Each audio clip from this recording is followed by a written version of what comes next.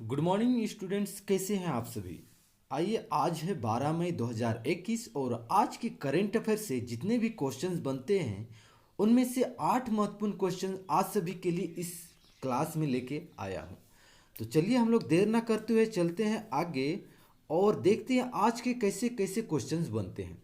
उससे पहले मैं आप सभी को बता देना चाहता हूँ कि अगर आप इस वीडियो का जो भी क्वेश्चंस आते हैं उन सभी का पीडीएफ फाइल पाना चाहते हैं तो आप मेरे टेलीग्राम चैनल ज्वाइन कर सकते हैं या व्हाट्सएप ग्रुप ज्वाइन कर सकते हैं। वहाँ पर आपको सभी वीडियो का पीडीएफ फाइल मिल जाया करेगा।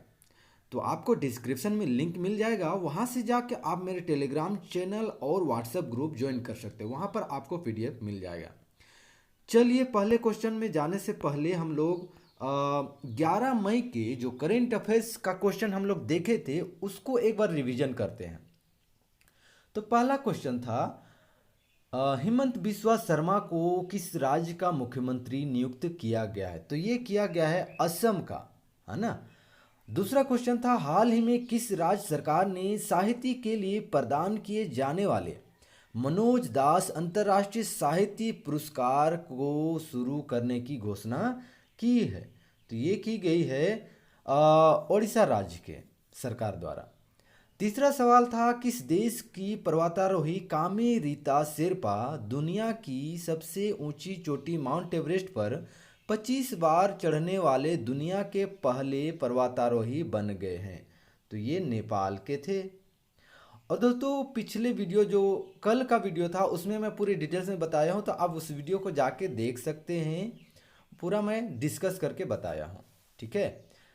चौथा क्वेश्चन था, हिंदुस्तानी व पाश्चात्य संगीत पर अच्छी पकड़ रखने वाले निम्न में से किस प्रसिद्ध संगीतकार का 93 वर्ष की उम्र में निधन हो गया है। तो ये थे वनराज भाटिया, है ना। नेक्स्ट क्वेश्चन था, सऊदी अरब ने हाल ही में भारत और किस देश से मसले सुलझाने के लिए वार्ता का आह्वान किया था। तो ये है पाकिस्तान, ठीक है। और छठवां क्वेश्चन की बात करें तो कोरोना वायरस संक्रमण के प्रसार की रोकथाम के मद्देनजर किस राज्य सरकार ने 10 मई से सार्वजनिक परिवहन निलंबित करने की घोषणा की है। तो ये की है हिमाचल प्रदेश के द्वारा, है ना। हिमाचल प्रदेश की सरकार के द्वारा ये निलंबित करने की घोषणा की गई है ना। सातवां नंबर था, किस राज्य सरकार ने हाल ही में ग्लाइफोसेट का पूर्ण प्रतिबंध लगा दिया है। तो ये लगा दिया है तेलंगाना के द्वारा, है ना। और आठवां सवाल था, विश्व प्रवासी पक्षी दिवस यानी वर्ल्ड माइग्रेटरी बर्ड डे निम्न में से किस दिन मनाया जाता है। तो ये मनाया जाता है 8 मई को, ठीक है। तो ये थे कल के 8 इंपॉर्टेंट क्वेश्चन, सभी को आप याद करके रखिएगा, ठीक है। तो चलिए आज का पहला सवाल देखते हैं। आज का पहला सवाल कहता है, राष्ट्रीय सांख्यिकी ब्यूरो के अनुसार चीन की जनसंख्या पिछले एक दशक में 72 मिलियन से बढ़कर कितनी हो गई है। तो ये हो गई है 1.411 अरब। ऑप्शन नंबर सी इसका सही जवाब हो जाएगा।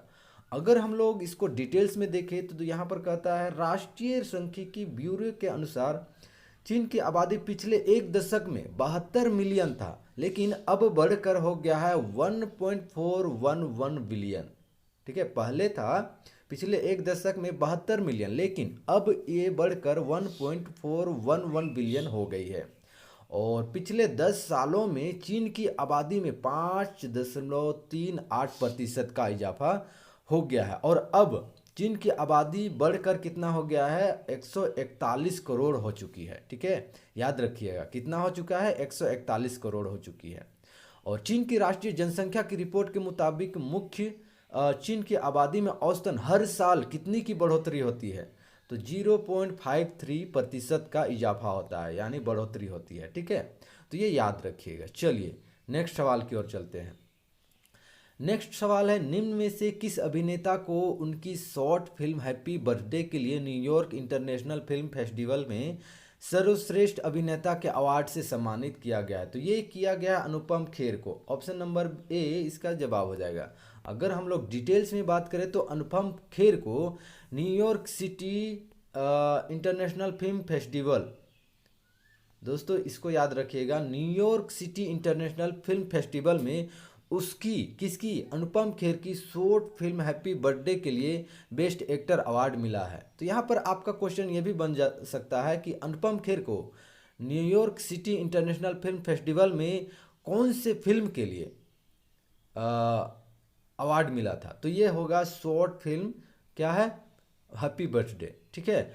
और प्रसाद कदम द्वारा निर्देशित इस फिल्म में अनुपम खेर के साथ आहना कुमरा लीड रोल में थी। ये भी याद रखिएगा कौन थी, आहना कुमरा लीड रोल में थी, ठीक है। और अनुपम खेर और आहना कुमरा इससे पहले कौन से फिल्म में काम किए थे, तो द एक्सीडेंटल प्राइम मिनिस्टर, ठीक है। कौन से फिल्म में काम किए थे, तो द एक्सीडेंटल प्राइम मिनिस्टर में काम किए थे, ठीक है। और अभिनेता अनुपम खेर सोशल मीडिया पर काफ़ी एक्टिव रहते हैं और हर मुद्दे पर उनकी राय रखी जाती है, ठीक है। तो चलिए अगला सवाल देखते हैं। किस प्रसिद्ध टेनिस खिलाड़ी को Laureus world sportsman of the year 2021 award से सम्मानित किया गया है। तो ये किया गया है राफेल नाडाल को। ऑप्शन नंबर सी इसका जवाब हो जाएगा। अगर हम लोग बात करें राफेल नाडाल की, तो प्रसिद्ध टेनिस खिलाड़ी हैं राफेल नाडाल, और इनको Laureus world sportsman of the year 2021 award से सम्मानित किया गया है। और यह नाडाल के लिए दूसरा खिताब है, जिन्होंने 2011 में प्रतिष्ठित पुरस्कार भी जीता था। 2011 में इन्होंने प्रतिष्ठित पुरस्कार जीता था, ठीक है। और ये इसका दूसरा है। 2021 में उनको मिला Laureus world sportsman of the year 2021, ठीक है। और लोरियस विश्व खेल पुरस्कार 2020 में पहली बार आयोजित किए गए थे, है ना। लोरियस जो विश्व खेल पुरस्कार कब आयोजित किए गए थे, 2000 में पहली बार आयोजित की गई थी। ये पुरस्कार 6 श्रेणियों में पुरुष और महिला खिलाड़ियों को सम्मानित करते हैं, ठीक। चलिए नेक्स्ट सवाल देखते हैं। अंतर्राष्ट्रीय क्रिकेट परिषद ने पाकिस्तान के किस खिलाड़ी को अप्रैल महीने का बेस्ट क्रिकेटर चुना है। तो ये बाबर आजम, ठीक है। अंतर्राष्ट्रीय क्रिकेट परिषद ने पाकिस्तान के किस खिलाड़ी को, बाबर आजम को ये बेस्ट क्रिकेटर चुना है। तो दोस्तों बात करें, अंतर्राष्ट्रीय क्रिकेट परिषद ने पाकिस्तान के बाबर आजम, जो अभी पाकिस्तान का कप्तान भी है, ठीक है, उनको अप्रैल महीने का बेस्ट क्रिकेटर चुना है। और बाबर आजम का प्रदर्शन साउथ अफ्रीका और जिम्बाब्वे के खिलाफ खेले गए मैचों में बेहद शानदार रहा था।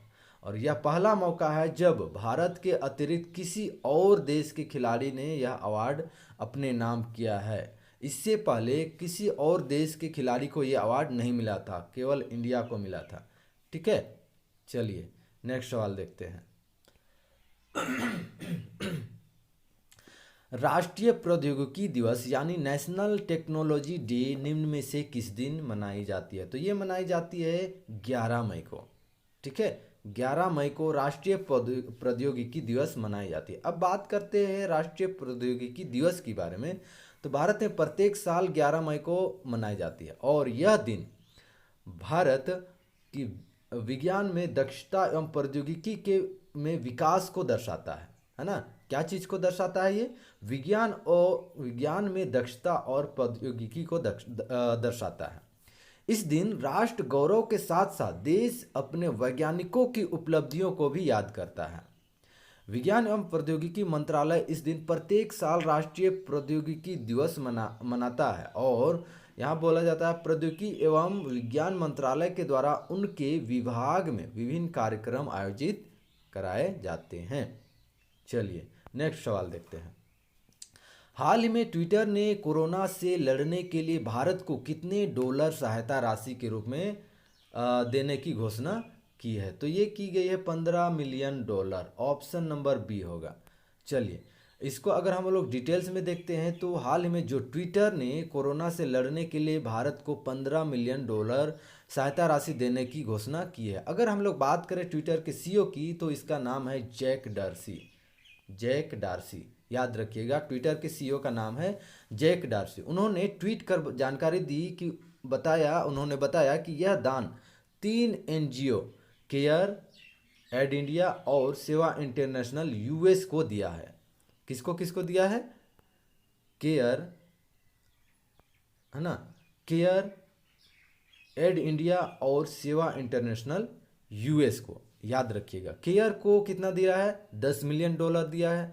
एड इंडिया को एवं सेवा इंटरनेशनल यूएस को $2.5 मिलियन दिया गया है। याद रखिएगा, केयर को $10 मिलियन और एड इंडिया एवं सेवा इंटरनेशनल यूएस को $2.5 मिलियन दिया गया है। चलिए, टोटल कितना दिया गया है, $15 मिलियन। चलिए नेक्स्ट सवाल देखते हैं। अफगानिस्तान में किस देश के वरिष्ठ राजनयिक विनेश कालरा का निधन हो गया?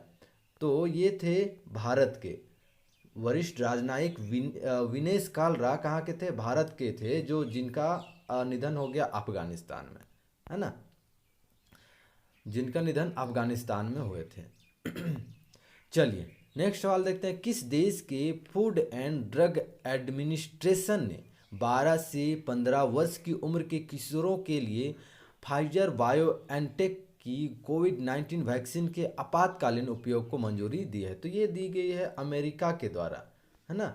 ऑप्शन नंबर सी इसका जवाब हो जाएगा, अमेरिका के द्वारा ये दी गई है। अगर हम लोग बात करें पूरे डिटेल्स में, तो अमेरिका के फूड एंड ड्रग एडमिनिस्ट्रेशन ने 12 से 15 वर्ष की उम्र के किशोरों के लिए फाइजर बायोएनटेक की कोविड-19 वैक्सीन के आपातकालीन उपयोग को मंजूरी दे दी है। और यहाँ कहता है कि अमेरिका के राष्ट्रपति, जिनका नाम है जो बाइडन, याद रखिएगा अमेरिका के राष्ट्रपति का नाम है जो बाइडन, उन्होंने कहा कि यह वायरस के खिलाफ हमारी लड़ाई में एक आशाजनक तरक्की है। उन्होंने राज्यों से यह वैक्सीन तुरंत उपलब्ध कराने को कहा है। तो दोस्तों ये थे आज की इम्पोर्टेंट 8 क्वेश्चंस, और पिछले दिन का जो 8 क्वेश्चंस था उसको भी मैं इस वीडियो में बता दिया हूँ। तो ये सभी क्वेश्चन को आप याद रखिएगा, ठीक है। और अगर वीडियो आपको अच्छा लगा हो, कुछ जानकारी मिला हो, तो वीडियो को एक लाइक ज़रूर कर दीजिएगा, अपने दोस्तों के साथ शेयर भी कर दीजिएगा।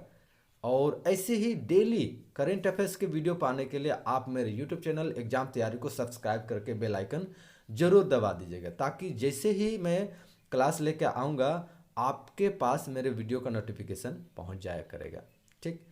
तो चलिए नेक्स्ट वीडियो में फिर से मिलेंगे नेक्स्ट क्लास में। तो तब तक के लिए अपना ख्याल रखिए। जय हिंद, वंदे मातरम।